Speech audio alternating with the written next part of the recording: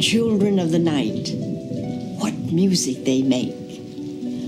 Hello, I'm Carla Laemmle. When my uncle, Carl Laemmle, founded Universal Pictures in 1915, one of the first properties he considered for production as a silent film was Bram Stoker's horror classic Dracula. 16 years later, when Universal finally produced the film, I had the privilege of speaking the first lines of dialogue in the first talking supernatural thriller. Among the rugged peaks that frown down upon the Borgo Pass are found crumbling castles of a bygone age. It was a very small part, but the fact that I still receive fan mail from all over the world is a wonderful testimonial to the film's status as an enduring classic. Join me now as we return to the fog-shrouded Borgo Pass and take a ride together along the road to Dracula. And just as I was commencing to get drowsy, it seemed the whole room was filled with mist. And then I saw 2 red eyes staring at me, and a white, livid face came down out of the mist. I felt its breath on my face, and then its lips. Why are we scared by something? Why are we aroused by something? I'm talking about sexually aroused. Because in the case of Dracula, very often the two responses overlap. Dead. Undead. I don't care. They all frighten me. Oh, I love to be frightened. Do you? Laugh all you like. I think he's fascinating. Who wouldn't want to be like Dracula? You live forever, you don't work, you stay up all night. Dracula is quite simply the most media-friendly fictional personality of the 20th century, if not all time. Even people who've never read the book or never seen the movie still know exactly who he is. I am Dracula. Count Dracula? Dracula? Oh, what's he done to you, dear? Dracula is our vampire. Dracula?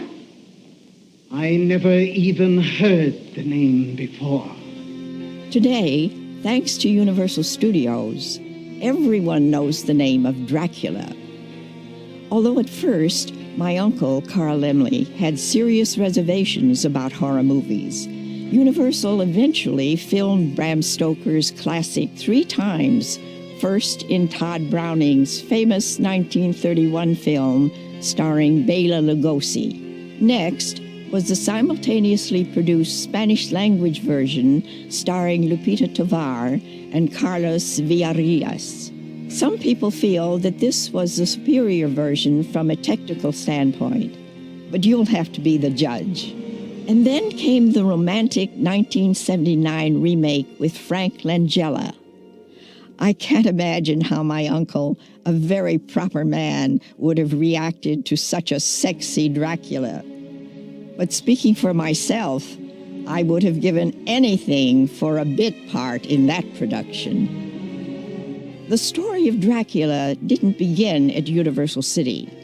As a fictional character, Dracula is more than 100 years old. First published in 1897, Bram Stoker's original novel has been frightening readers ever since. His centennial was recently celebrated in high style at events, exhibitions, and conventions all over the world. But perhaps the most revealing exhibition took place at the Rosenbach Library in Philadelphia, where novelist Bram Stoker's original working notes for Dracula were placed on public display for the first time. What we have here at the Rosenbach are Stoker's working notes for Dracula. His earliest notes concern certain elements of plot. There are particular scenes in the novel that Stoker had imagined at its earliest stages that survive all the way to the end. A scene where Jonathan Harker, trapped in Dracula's castle, is preyed upon by 3 female vampires, who are then interrupted by Count Dracula barging into the room, saying, "This man is mine, I want him." This was one of Stoker's earliest ideas for Dracula. Bram Stoker never visited Transylvania, but he was very well acquainted with the picturesque town of Whitby on the North Yorkshire coast, where a good deal of his novel takes place. Stoker often vacationed there and was most impressed with its ancient wind-blown cemetery and crumbling Gothic abbey. Whitby is certainly a wonderful place for atmosphere. It would lend itself to a cinematic treatment if we could imagine Stoker thinking of that. Whitby as a popular port and as a popular sort of shipping port had its number of shipwrecks. And Stoker must have been fascinated with the idea of having a shipwreck in Dracula. So he used the shipwreck of a Russian schooner called Dmitri as a model for Dracula's arrival onto the English coast. It was in Whitby that Stoker first came across the name of Dracula. He discovered that there was this 15th century Transylvanian prince whose name was Dracula, also known as Vlad the Impaler due to a method of disposing of his enemies of which he was particularly fond. If you can see behind me, this is from again, late 15th century woodcut showing Vlad at lunch with some of his victims behind him. Stoker was the first to take the legend of Vlad the Impaler, or Vlad Dracula, and attach it to the vampire. And they haven't really come apart since. The historical Dracula didn't inspire Stoker to write the book. There's some confusion about this. He'd already outlined the novel when he came across the account of Vlad the Impaler and simply used it as a kind of window dressing or atmosphere. Stoker's novel unfolds through letters, diaries, and journals. Count Dracula, a 500-year-old vampire, leaves his castle in Transylvania in search of new blood in a new country. Carrying the boxes of native soil in which he must rest during the hours of daylight, Dracula kills the entire crew of the ship that transports him to England. Two young women, Lucy and Mina, become his victims in turn. Dracula kills Lucy, transforming her into a foul thing of the night, an undead creature like himself. Soon, Mina falls under Dracula's spell and is terribly endangered. But thanks to a scientist wise enough to believe in the supernatural, the vampire is finally destroyed and Mina is released from her thrall. Stoker drew on an already established tradition of the vampire in literature and in folklore, but did it in such a way that the legend really achieved a critical mass. Unlike the earlier fictional vampires, Stoker's Dracula was not a romantic character. He was a decrepit old man who became younger as he drank blood, but he never really became attractive. He was writing a blood and thunder piece of, I suppose, what we would now call sort of exploitation. It's a first-rate 19th century trashy novel. Above everything, Bram Stoker wanted his story dramatized. He may have been a bit of a frustrated playwright. Stoker's real career was managing London's prestigious Lyceum Theatre, and he knew exactly whom he wanted to play Dracula on stage. His employer, the great Victorian actor, Sir Henry Irving. Well, Henry Irving has a lot to do with the character of Dracula. In the first place, a lot of the characters Henry Irving was most famous for playing could be considered to be Dracula-like characters. Roles like Mephistopheles in Faust or Shylock in The Merchant of Venice. These were Henry Irving's greatest roles, or the ones for which he was most popular. Psychologically complex villains. Irving would have been perfect for the part. After all, he already was a boss from hell. Irving really was a vampire, and he really was a kind of horrible person who fed on the energy of others. They did an interminably long reading of the novel at the Lyceum for purposes of copyright, and Irving was reputed to have walked through the theater and intoned "dreadful" and walked out. And that was stupid of him. It would have been a very good part, and he should have done it. And now Dracula's more famous than he is. Bram Stoker died in 1912 and never saw his story properly dramatized. But 9 years later, the character of Dracula made his first screen appearance in a now-lost Hungarian film called Dracula's Death. The plot owed almost nothing to Stoker or his book, but I guess Dracula's movie career had to start somewhere. In the story, Dracula plays a music teacher who has gone crazy and then is after some of the patients in the asylum. So The story plays more like a Phantom of the Opera than Dracula, but however, there is this idea of a monster loose with fangs and a cape. The following year, German filmmakers got on the Dracula bandwagon with Nosferatu, a symphony of horror. It remains one of the most frightening movies ever made, a classic example of German expressionism. It's so frightening. Well, for one thing, Dracula is so evil, he's disgusting, and he's a plague spreader. And he looks like a rat. There's nothing suave about him. The Dracula character was called Count Orlok and was played by a German stage actor named Max Schreck, whose name, by happy coincidence, means terror or fright in German. And it was his real name. It wasn't just a publicity stunt for the film. And he remains to this day the single-screen Dracula who really embodies the essential repulsiveness that Stoker intended. In the early part of the century, the laws of copyright were not well understood, especially with filmmaking. And Piranha Films, which was the very small studio that made Nosferatu, did not either bother or know to get a copyright from Bram Stoker's widow. Murnau used the novel without clearing the rights, and in fact eventually got involved in a big lawsuit, and the film had to be literally pulled from the market. With 2 movies already to his credit, Dracula decided to give the theater another try. In 1924, the British actor-manager Hamilton Deane added the first authorized dramatization of Dracula to his popular traveling repertory. Film historian and former actor Ivan Butler was a member of Deane's company. He had to cut it down for expense, for one thing, and it's such a vast, rambling novel. It was a sort of skeleton of the original. It was Hamilton Deane who really created the modern image of Dracula, and he took his inspiration not from Henry Irving's Shakespearean villains, but from a much lower end of the theater. And essentially, his Dracula is a kind of vaudeville or music hall magician. You know, the suave trickster in evening clothes who knows how to work a crowd. When they came to London, of course, and the dreadful notices they had, as we all know, they were very depressed. And somebody came up to him and said, "Well, what are you worrying about? Have you looked outside?" And there was halfway around the block queuing for it. Several actors performed the role of Dracula for Deane, including Raymond Huntley, who played the part thousands of times in England and America and still holds the all-time record for sheer number of performances. Ivan Butler worked with the noted actor W.E. Holloway. He was an older man, you see, very, very gaunt looking, very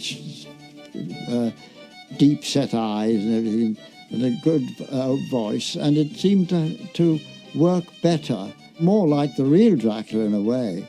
But he always seemed to me to have something that the young ones lacked. There was no sort of sex attraction. In those days, Dracula came for one thing only, his evening drink. We had the bat coming in to the window, French windows, you see, at the end of the second act. It was a big scene. The assistant stage manager was standing on a stool with a fishing rod, a big long fishing rod, and about 2 foot of bat. And she was floating it around outside, like that. And it banged into the window, and smoke came and everything.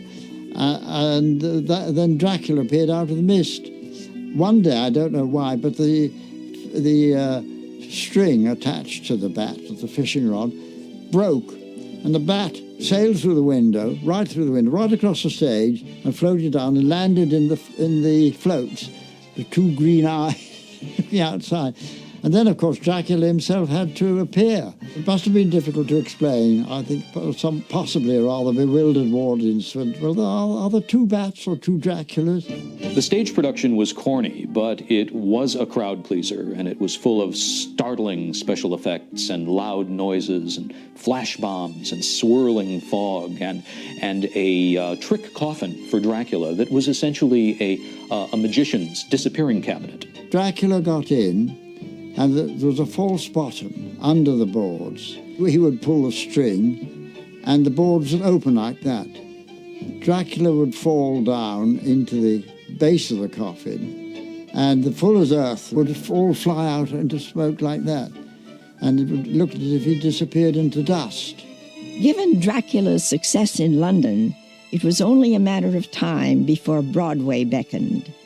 The producer, Horace Liveright, wanted changes and hired the playwright-journalist John L. Balderston to improve the product.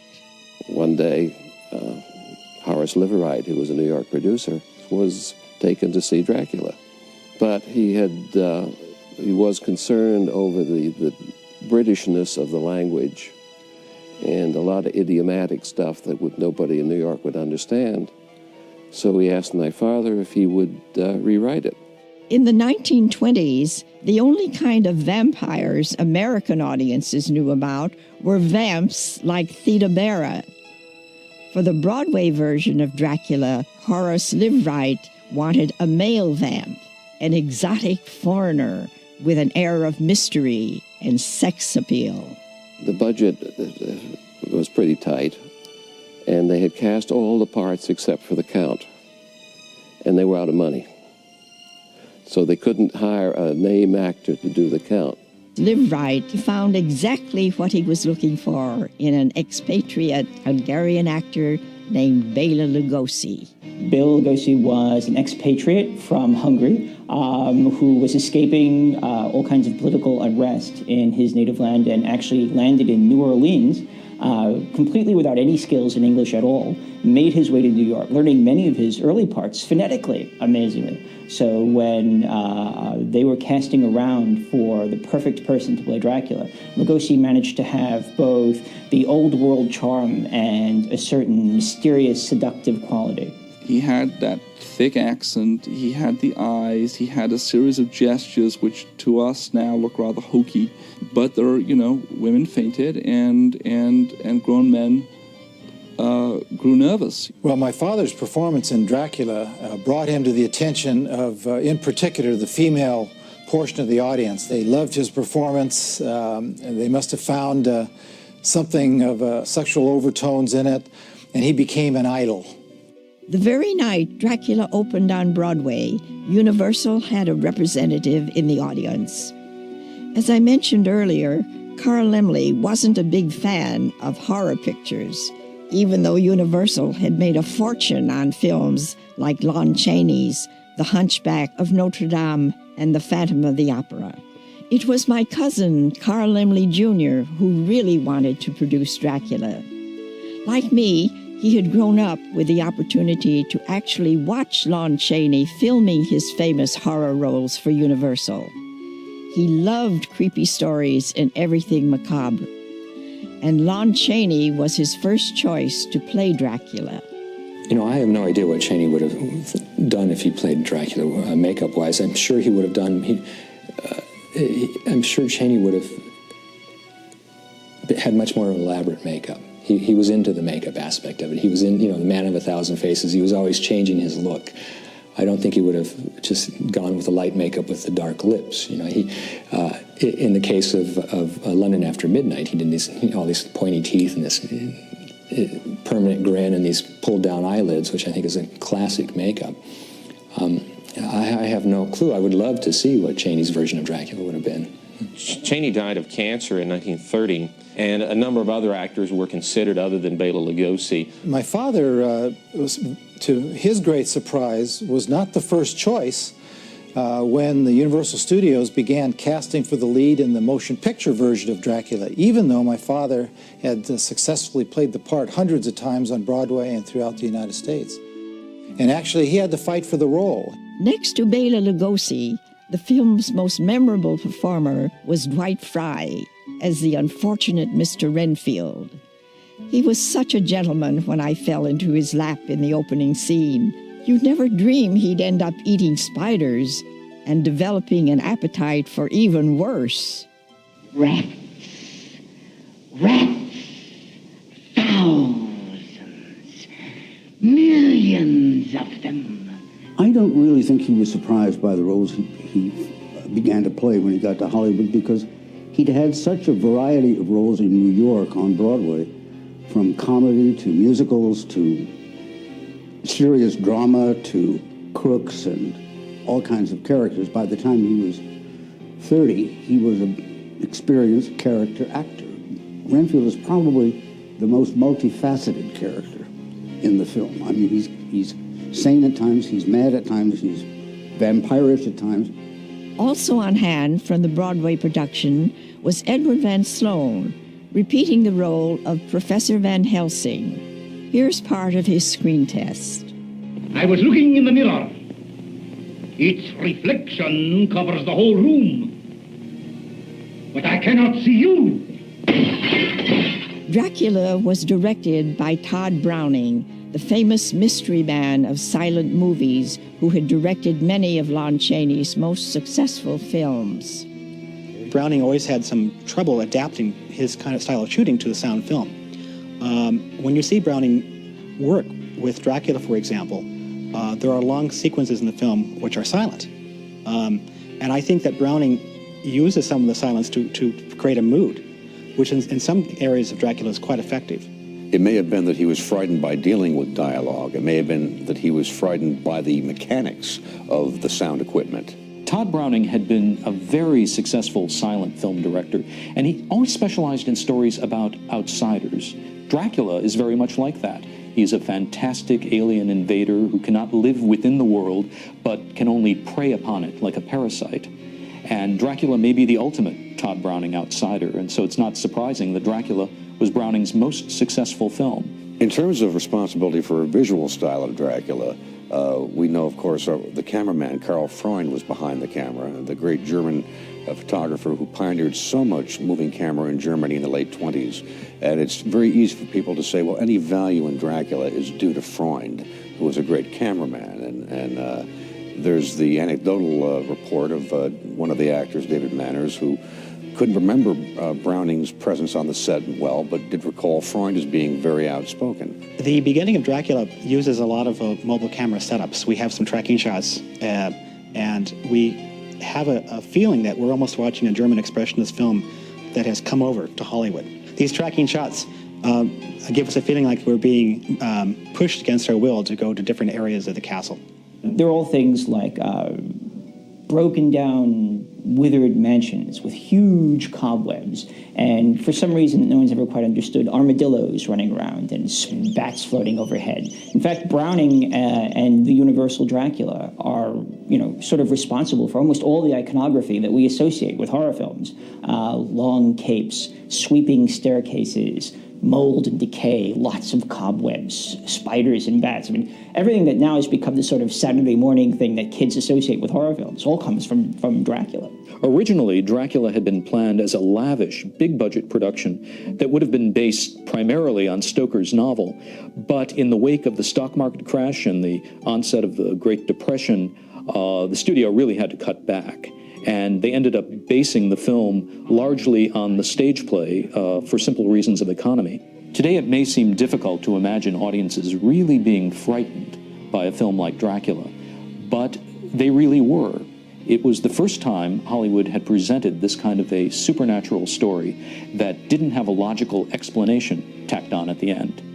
And audiences were really creeped out by this atmosphere of weird decadence. They'd never seen anything like it. Among other things, there were a lot of theaters in different parts of the world that were still not equipped with sound equipment for the audiences to hear the movie. And as a result, sound films like Dracula were released in silent versions so that those audiences, those theaters that weren't equipped with sound equipment, could actually see the film. That was another way of getting over language barriers in the early talking era.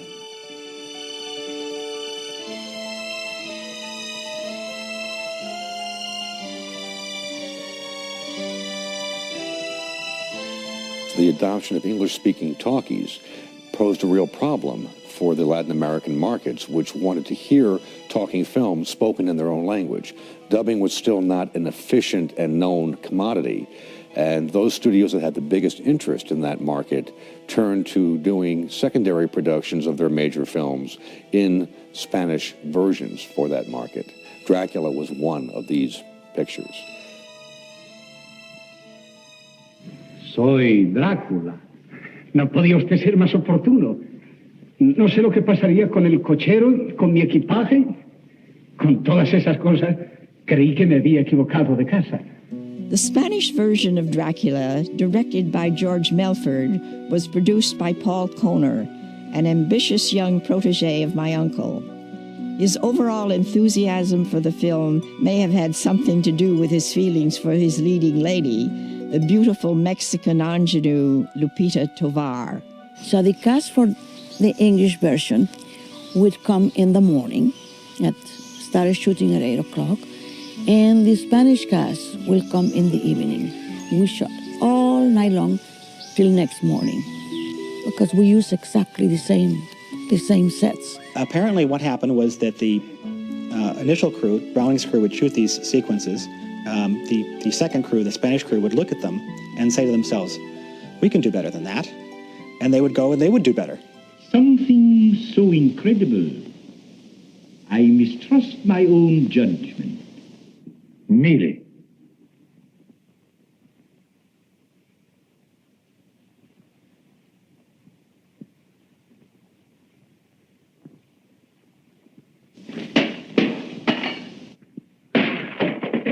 Well, I don't think anybody's going to give any acting awards to Carlos Villarreal. But overall, the Spanish film is a real delight for film buffs because it's kind of like discovering all these fascinating new rooms in a familiar old house. And it's full of these wonderful optical effects and visuals that really seem ahead of their time. What we do see in the Spanish version is, among other things, a much more artistic, a much more innovative use of camera movement in those early talkies, and that's not what we get in the Lugosi version at all. The camera movements are far more fluid, there's far more of them. It's a more lively film to watch unfold before your eyes than the Lugosi film. One only wishes that Lugosi had been directed in like fashion as the Spanish version. Dracula did sensational box office, the result in part of Universal's atmospheric and imaginative promotion. One of the most inventive designs of posters was Lugosi, arms upraised, clawing at the air behind a spider web in which various heads of his female victims were ensnared in the strands of the web like some sort of bizarre insects. So you had a whole bunch of different poster designs that sought to emphasize both the mystery and the underlying sexual content of this film. It was a very unique film in that sense. Children are another category that found strong interest in Dracula. There was even a group of sociologists that studied movie responses to the various films of the early 30s, and often children would mention among their favorite movies, ones they liked to act out at home, was Dracula. I remember early on being taken to other movies that he had made with some of my friends and classmates and whatnot, and they would always be frightened and hide behind the seats in the theater. And I would never be frightened because that was my father. That's who I'd see. But I remember when I was very young, I would try to imitate my father as Dracula, and I have some home movies that show that. So he showed me how he did it. Certainly, more than any other performer, Bela Lugosi showed the world for all time how a vampire was supposed to look, how a vampire was supposed to act, and how a vampire was supposed to talk. I have chartered a ship to take us to England. We will be leaving tomorrow evening. I don't think Lugosi's face was as fascinating as Karloff's. In fact, I think Karloff probably would have made a good Dracula as well. But you know, that whole Hungarian accent and the way that he spoke and the weird rhythm of his speech and everything, I think is what people remember about Dracula. He felt very strongly that in Dracula he had created a character that was quite different and far more powerful than the way he's described in Bram Stoker's novel. And thereafter, he would always be regarded as the Dracula, and Dracula and Bela Lugosi would become synonymous. Lugosi had a magic all his own. He was the kind of man who, when he walked into a room, even if it was a crowded room and nobody knew who he was, everybody would look and stare and turn around and say, well, who is that? He had that kind of a personality. And especially in the horror film, where characters can be so larger than life, Lugosi probably seems to be about the darkest personality, the larger-than-life personality beyond any others I know of in the horror film, possibly in the cinema at large. Many fine actors have played Dracula in recent years, and almost all of them play against the Lugosi characterization. But paradoxically, and I guess inevitably, they end up only bringing Lugosi to mind, because somehow we can't help but make that comparison in our minds. Because of the success of the motion picture Dracula, he became so associated with that part that a lot of people regard him as Dracula, even though Dracula is a fictional person. And it changed his life.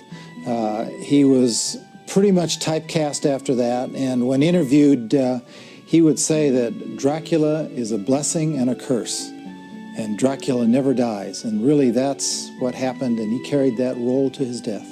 And I think going back and seeing these films is like a mini time capsule. It's also that way with collectors.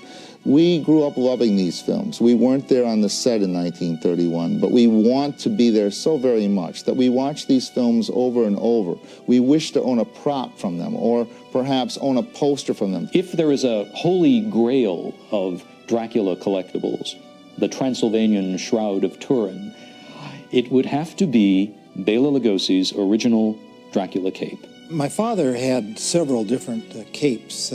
Some were heavier material, some were lighter, depending upon where he was going to use it. I had one cape left, and my mother told me that this was the cape that he had worn in the motion picture Dracula. And I've had it independently verified that that is from the film. So it is one of America's rarest pieces of film history, and I really treasure it. My mother and myself had him buried in one of his capes. Not that he had ever expressed that wish, but we thought it would be appropriate. Most all modern audiences haven't always seen Dracula, but certainly not the universal version with Lugosi. That's the image we carry of Dracula, of vampires. It's Universal's Dracula. It's Bela Lugosi. Dracula has become one of the great media superstars of all time. There's a line from Macbeth, a play that Bram Stoker was very familiar with. And yet, who would have thought the old man to have had so much blood in him? When Dracula was first released, it was accompanied by a final curtain speech read by the character of Professor Van Helsing. If memory serves, the good professor held up his hand and said, "Just a moment, ladies and gentlemen, just a word before you go. We hope the memories of Dracula won't give you bad dreams, so just a word of reassurance. When you get home tonight and the lights are turned out and you're afraid to look behind the curtains and you dread to see a face appear at the window, well, just pull yourself together and remember, after all, there are such things. There are such things.